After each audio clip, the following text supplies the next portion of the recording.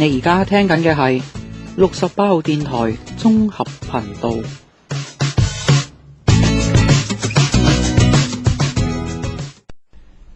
以下節目嘅內容只反映主持或嘉賓嘅個人意見，與本台立場無關。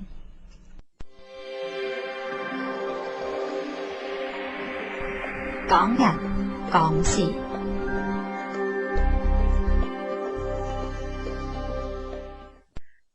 咁啊，跟住落嚟咧，有單丟架嘢喎，係嘛？係啊，台灣嘅丟架嘢。咁啊，呢個純粹係引申出嚟咧，就同大家討論下，究竟作為一個旅客，我哋係咪應該，我哋應該用咩態度咧？咁話說咧，就台灣咧就出咗一個爆料啊，咁就話咧一個爆料啊，咁就話咧一個台灣嘅女仔。啊，就去買嘢，就喺日本大阪買嘢嘅時候，因為佢找數嘅時候咧碌卡，啊就碌卡唔掂，於是咧店就喺度發癲，咁店員咧就請出一個中國籍嘅店員出嚟做翻譯，咁呢個旅客咧就完全唔聽，就叫呢個翻譯滾躝即係叫躝啊咁，大家都知啦，其實日本咧就好多嘅一啲嘅即係日本因為中國或者台灣或者係華裔啦嚇，華裔嘅旅客越嚟越多啦，咁所以日本咧好多地方咧都已經開始有簡體字嘅出現啦，即係一啲嘅招牌啊，或者係就算係啲咩嘅火車站嗰啲咧，其實都有好多嘅中文字即係簡體字出現，甚至咧你去到有啲地方直情係揾一啲中國人或者係華裔人啦，唔係中國人，華裔嘅人咧去做翻譯㗎啊！即係小弟曾經去日本咧，就係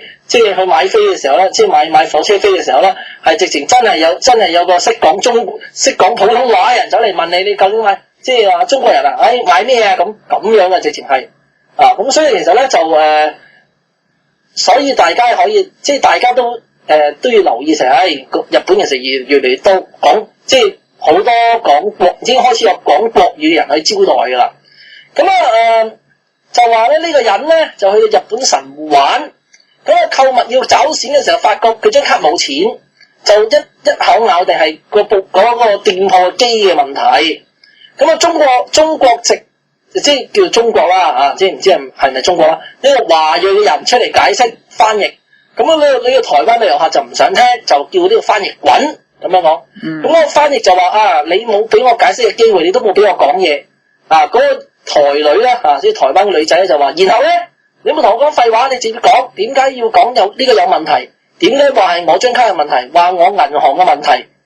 咁個翻譯就話，你係顧客，將你當成上帝，但係你態度都好啲。跟住嗰個女仔就話，嘿，你話你咁樣我冇辦法聽落去喎，你可以同我講重點，唔好廢話。嗰個翻譯話你都可以唔買㗎。嗰個人就話，你點解叫你都可以唔買？翻譯就話，第一。你張卡喺我哋呢度的確刷唔到，咁個人咧就話呢張卡嘅其他地方都刷得過㗎噃。咁係其他嘅問題啊？係啦，咁其他地方刷得碌得喎，點解淨係呢度唔得啊？你間鋪嘅問題，唔係我嘅問題，你哋話呢個係我嘅問題，聽得出呢個邏輯咩咁就強調明唔係嘅問題。嗰個店鋪就話的確係因為佢張卡有問題找唔到數喎。係。咁我話再次強調你可以唔買㗎。咁個人就話：你空個屁，你而家惡就得啊！你要講個問題幾時平靜過啊？我冇睇呢個平靜過，所以咧你躝啦咁最後個翻譯咧就掉頭走咗。係啊，你叫我躝我咪躝咯。因為過唔到數嘛，咁你係冇理由因為咁就走㗎，即係冇理由因為咁就放你走，你可以攞埋啲貨品走㗎，係咪先？過唔到數就過唔到數㗎啦，係咪先？咁嗰個人咧就喺 Facebook 度講啦，咁佢就話咧。即係佢驚俾人起底啊 ，OK？ 佢驚俾人起底啊，咁所以咧就喺度話就解釋好多嘢啦，就話咧，佢就話呢個店鋪嘅結帳系統對於非日本即係日本之外所發嘅 Visa 卡同 Master 卡，成日會有無法結帳嘅問題。呢種機制喺日本唔少店家都有。當狀況出現時，日本店員因冇辦法用適當嘅說明話俾我聽，直接俾我睇結帳螢幕所顯示嘅信息。日本店員梗係明確唔俾我誤會時，我卡嘅問題先去請中國店員嚟。中國店員搞唔清楚情況就冇照日本店員嘅意思講。我承認我個人係唔中意中國店員嘅說明，佢開始都講外卡係冇問題咯。我當時係聽到原鋪，即係喺即係鋪段片啦，因為拍咗條片話，原鋪者喺我後邊同中國店員詢問，原鋪者都冇將我同日本店員所有事前事後對話原文鋪出，而成件事前面日本店員其實處理得好好，我喺離開後隨後就已經同我發卡求證過，而post 文者冇從我開始結賬日本店員處理嘅程序就開始錄。post 文者係排我前方結賬嘅先生，咁樣未經事實求證係本人同意屬個人名譽誹謗及肖像權之侵權，本人將對原 post 者保留法律追訴權，謝謝咁。哇，好大喎！係啊，好啦，跟住有個人咧就講啦，就話根據我哋了解咧，呢間鋪頭而家針對 JCB 以外JCB 其實就日本嗰啲信用卡啦日本嗰啲卡啦 ，JCB 卡係日本嗰方面噶啦。JCB 以外嘅國外信用卡，只要超過1萬 yen 就會刷唔過。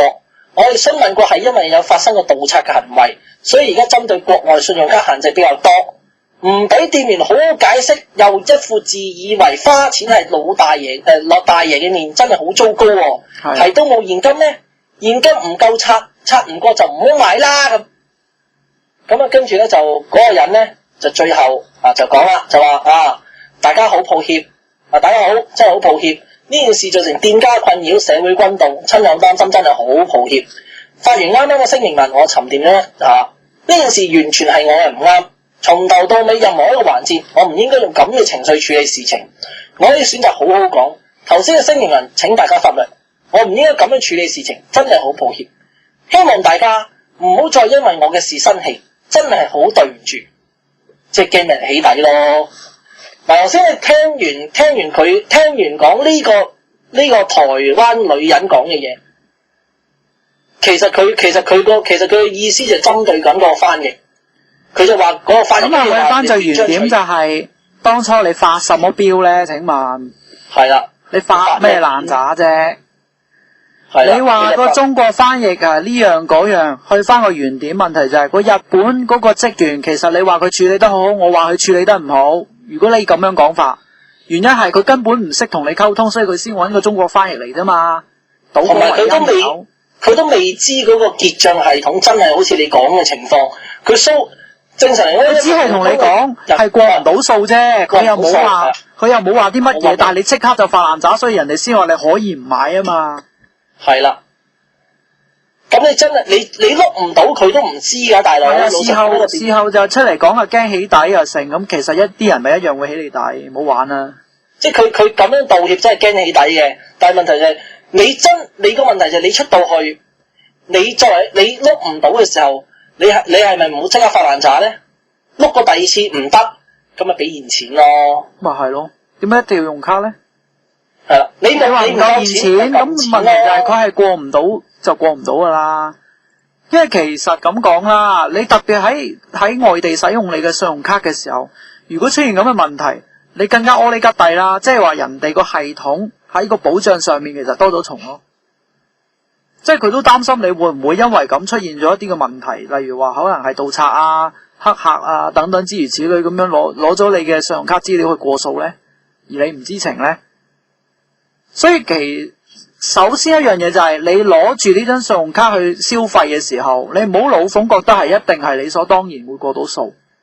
其次就係唔該，你都係了解一下究竟你張信用卡去到當地究竟有啲咩限制啊？你自己都有責任㗎，其實就唔好一味賴話係部機有問題啊，你哋個店鋪有問題啊，卡大扎關咩事啫？難聽咗一句，你買唔買罷就。人哋係冇必要可以當你上帝咁捧噶。唔係咁真係唔得，咁你都冇辦法。唔得就冇辦法啦。人哋都話唔係話唔想幫你啊，係真係過唔到嘛。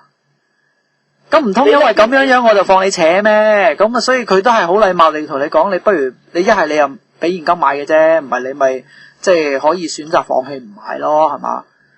其實都唔係話好唔禮貌啫，係嘛？究竟係邊個唔禮貌在先呢？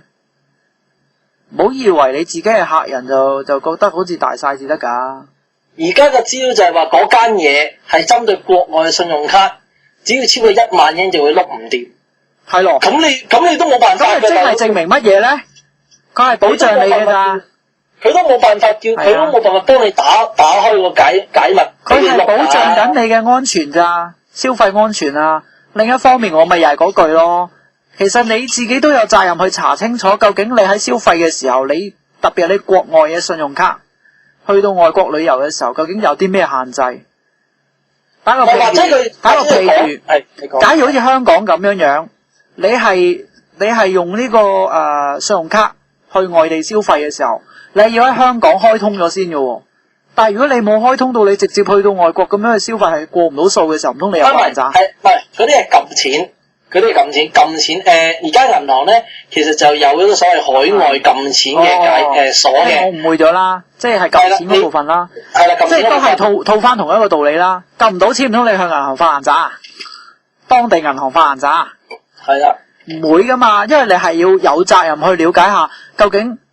喺呢個信用卡喺海外消費或者去撳錢嘅時候，究竟有咩限制？我哋自己客戶自己都有責任，或者就係問翻清楚究竟係點嘅，究竟發生咩事？咩嘢一回事咧？咁可能佢都講，可能佢都想解釋俾你聽，但係你都唔俾機會，佢已經發爛渣啦。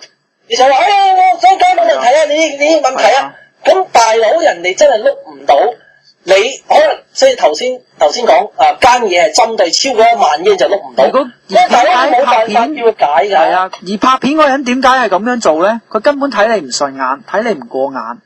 係啊，就係你嘅態度問題啊！你話佢斷章取義，咁人哋真係拍到你嗰幕，你就喺度發癲。你話咩頭頭尾尾斷章取義，講到尾就係由頭到尾，你咁樣去解釋，越係解釋越係掩飾。你回應啲乜嘢啫？事後你回應咗咁耐先走出嚟道歉下，係我嘅錯，乜，又話攝高枕頭諗清楚都係我唔啱，咁你當初係講咩啊？咪蠢咯，就係一開始做蠢咗咯，邊個叫你發爛渣啫？梗係影衰晒台灣人啊！直頭影衰埋咧，即係大家一貫以嚟覺得台灣都係好好嘅印象，破壞晒啦。即係就算邊個都係咁樣，你就算碌唔到，你都冇辦法。碌唔到咪碌唔到咯，係啊！俾我，如果我係當地日本人，見你咁發爛渣，一腳踢你出門口啦！我唔做你生意啊，走！你碌唔到都冇辦法，咁咪攞現金咯，大佬。老實講，我啲親戚去日本買嘢啊，佢哋都係唱現兜兜去買，唱現兜兜去買啊！碌卡就收手續費嘅姐姐，攞假嚟丟呢叫做攞現金買，你幫人代購就攞現金買啦，你唱錢唔使死噶嘛！好老實講，你因為點講咧？因為大家知道，如果你用信用卡喺國外，即係國外碌咧，係收手續費。係匯率問題，匯率一定貴嘅，又要收手續費。一定貴過你平時喺最平嗰間走用。你匯率一件事喎，手續費又另一件事嚟嘅喎。手續費又另一件事，咁又蝕錢。咁你做代購，你係咪應該打嚿錢？而且你唔係淨係月尾結帳，分分鐘就係你去完旅行翻嚟就要結帳嘅咯喎。可能係㗎。又視乎翻邊間銀行嘅信用卡喎。咁你又要收息啊！你收貴又收息，你又係咯，碌又收息。咁你倒不如就唱一大嚿錢啊，攞去買。你話人哋喺臨尾先入錢，喂大佬你唔識早啲截數，早啲攞嚿錢齊晒啦，先至去同佢做齊。因為通常代購你都要齊晒，俾晒錢先肯同佢買噶嘛。咁你咪安全啲保障你自己，又可以節省成本，咪唱一大嚿錢拎過去唔使死啦嘛。你都冇100萬yen啦嘛。你真係暗示㗎，冇錢你咪鬼去旅行啦。嗱，你都冇100萬yen啦係嘛，唔使帶100萬yen出。唔係，因為其實日本都有外匯，即係帶錢入去其實都有限制，但係你都唔會有帶100萬yen咁多係嘛，大佬？你買咩先要帶咁多錢？你買咩帶咁錢？你藥妝店買鳩買啫噃，好老實講。買得你幾錢？你藥妝店鳩買，你最多咪10幾萬yen，老實講10幾萬yen，20萬yen夠啦。你咁樣買，我相信你肯定碌，即係20萬yen係最多。20萬yen你知唔知幾多錢啊？20萬yen萬幾蚊㗎啦。夠買啦係嘛，即係難聽講句，所以其實即係我唔係咁明就係你咧，其實實際上你明知即係知道其實嗰個政策，即係之後你知道政策問題，咁下次即係你根本就應該帶錢去碌，你又要驚你又呢樣嗰樣，跟住你自己又話你係消費者乜，但係老實講啊，你自己又最後你跟住發咗篇文就話要保留法律追授權，話人哋斷章取義，咁你真係喺度屌人啊嘛！你真係喺度鬧人。斷唔斷章取唔取義，我根本唔會理你嘅。總之就係去到最原始嘅問題就係於就係、是，咁你解釋咁多嘢做咩先？當初，因為你到頭來你最終都係屈服於就係驚人哋起你底喎，然後你道歉喎咁當初你又回咩應啫？你咁驚人起你底，你唔使回應啊！人哋的確拍一段片啦，的確係咁啊！咁你使咩回應啫？第一時間就告人哋啦，已經唔使講咁多廢話噶。又講到我保留追究權利啊，呢樣嗰樣，咁你解釋啲咩嘢？如果係我學梁振英咁，我即刻告梁繼昌，佢誹謗。你夠唔夠膽做啊？你冇，你又唔夠膽做，唔夠膽做，你又要講，咁你講嚟做咩咧？到頭來做咩咧？係嘛？知唔知自己做緊咩咧？所以借呢一件事，亦都警醒所有香港人，你去旅行嘅時候，人哋咧。雖然顧客之道都係話想以客為先，但係日本人呢，喺你旅遊嘅時候亦都注意一樣嘢，日本文化裏面其中一樣嘢叫做咩啊？唔好俾麻煩別人啊，唔好製造麻煩俾別人啊。同樣道理，佢哋雖然喺表面上話以客為先，但喺個內裏嚟講，就係因為以客為先嘅根本概念就係唔想俾麻煩客人，或者唔想製造麻煩，令到同事尷尬。同樣道理，你作為一個客人係唔好製造麻煩，影響別人的生活。OK， 係啦，作為一個作為一個旅客入鄉隨俗有啲禮貌好啲，因為調翻轉頭嚟講，你有困難嘅時候，人哋係可以冇責任去幫你噶，因為你係外人嚟嘅啫，我憑乜嘢去幫你啊？所以呢條友咧，結果咪唔抵幫咯，唔抵幫人哋咪拍你咯。結果喺 Facebook 上俾人屌七彩，俾人群眾圍抽你咯。結果咪就係啲人條片我未睇啦。特別做服務業嗰啲見你咁樣，屌咗你兩鑊啦，直頭。條片我未睇啊，但係啲人咧，喺個 Facebook 上面一面倒都係支持嗰個中國嘅翻譯，覺得佢態度好好啊。咁只係得好少數嘅人咧，先幫呢個人。咁其實高下立見究竟發生咩事啦？不過問題就係、老實講，作為一個文明嘅旅客，我哋講咧，我要討論嘅就係話，你去到外國，一嚟就唔好干預人哋嘅生活，二嚟就係唔好自住自己嘅大爺，就引起人哋嘅反彈嘅。其實老實講啦，你引起人哋嘅反彈數。你只係會敗壞咗自己嘅嗰個質素㗎咋。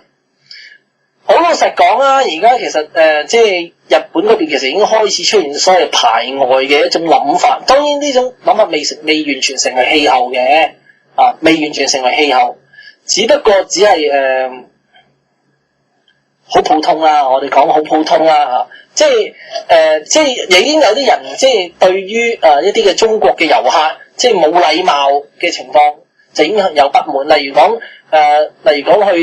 去淺草啊，我曾經去過淺草寺啊。咁呢個遊客好多遊客嘅景點啦，就成街都大媽啦 OK 成街都大媽，成街都講國語啊嗰啲旅客啊。咁跟住咧，佢啲鋪頭咧就又有啲吉嘢食買啦嚇。嗰啲鋪頭咧就話有啲賣精品嘅鋪頭咧，就已經貼咗告示話唔好揸住嘢食入嚟唔好揸住嘢食入嚟食咁樣講，用中文寫喎 OK。咁即係咩咧？就係話，一咧就係日本咧就係一嚟咧就係日本佢冇垃圾桶啊，冇公開放垃圾桶啊通常一啲店家自己喺個鋪頭前面就放個垃圾桶，等你食完咧就抌落去。二嚟咧就係話你食嘢嘅時候會整污咗隻手可能油淋淋因為你可能食啲餅食啲煎餅乜食到油淋淋，跟住你就揩人，你掂人哋啲商品就揩啲油落人哋啲商品度，咁人哋唔使買啦，人哋唔使待客噶啦，你整到污糟晒。所以點解有啲鋪頭就貼話唔好揸住嘢食入嚟，其實就係咁解，就係咁解啦。咁所以其實實際上有影響到人哋生活噶。唔係冇㗎，其實亦都有啲電視台都係即係有啲電視台好刻意咁去影一啲中國遊客嘅一啲嘅醜態啦嚇。不過今次呢件事又發生喺個台灣人身上，乜又係中國人一個？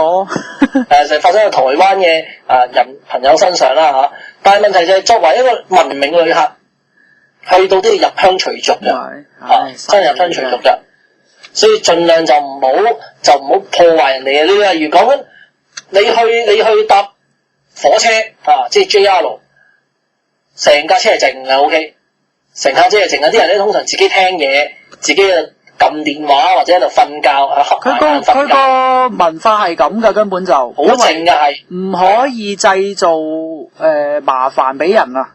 所以喺日本咧用佢哋特別喺坐車嘅時候咧，好多時你見到啲人係咧用手機去對話，就係打字嘅啫，就唔會去直接講電話噶，因為覺得製造聲浪咧係製造緊麻煩俾別人，影響其他人嘅生活或者佢嘅選擇權啊。